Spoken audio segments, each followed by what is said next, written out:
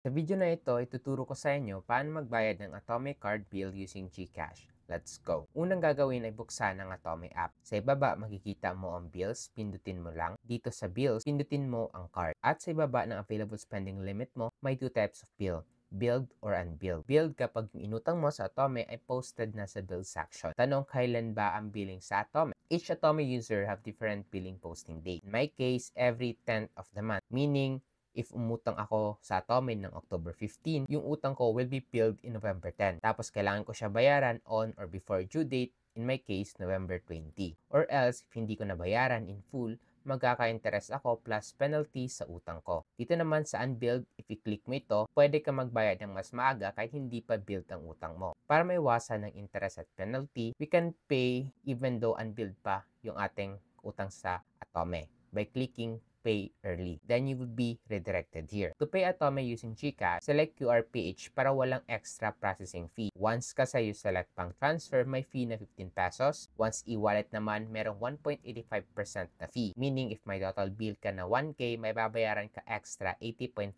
pesos. Kapag 10K naman total bill mo, may babayaran ka extra 185 pesos. Which is why we select QRPH kasi walang processing fee. Once you select QRPH, then tap confirm payment. Then this QR will generate. Tap save to photo para ma-save yung image ng QR or screenshot mo na lang. Note, this QR is only valid for 59 minutes. So you need to pay quick or kailangan mo mag-generate ulit ng new QR later. Once na screenshot mo na or save the photo, open the GCash app, then tap QR sa gitna. Tapos pupunta ka sa QR reader. Dito sa QR reader, just click upload QR, then tap the QR na pina-screenshot ko sa inyo kanina. Once you tap it, mapupunta ka dito. Then next step is pindutin ang pay. Then this receipt will generate as proof na bayad ka na sa Atome. And Atome will also notify you na tanggap na nila bayad mo real-time via SMS or notification. So to double check, you can check your available spending limit. As you can see, 2.4 ito kanina. Pero nung nagbayad na ako, naging 2.5 na ulit. Helpful ba ang video na ito para sa inyo? And dahil dyan, you want to support my content creation journey. You can support my content creation journey by becoming my YouTube member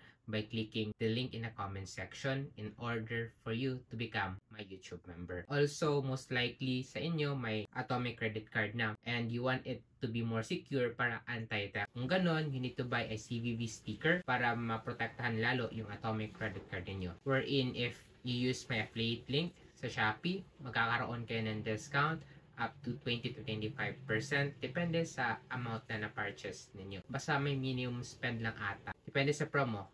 Last time 200, baka ngayon 500. Basta damihan lang ninyo. If wala kayong discount na nakuha, dadagan lang ninyo hanggang makakuha kayo ng discount. So, since sumabot kayo at the end of this video, most likely gusto nyo ding matutunan how to convert your Atome loan to an installment. May tutorial din ako para dyan, click mo lang ito. O di kaya gusto mong matutunan paano gamitin ang iyong Atome credit card, tutorial din ako para dyan, click mo lang ito. So if you want more videos like this, don't forget to like and subscribe. Yun lang, see you in my next video. Let's go!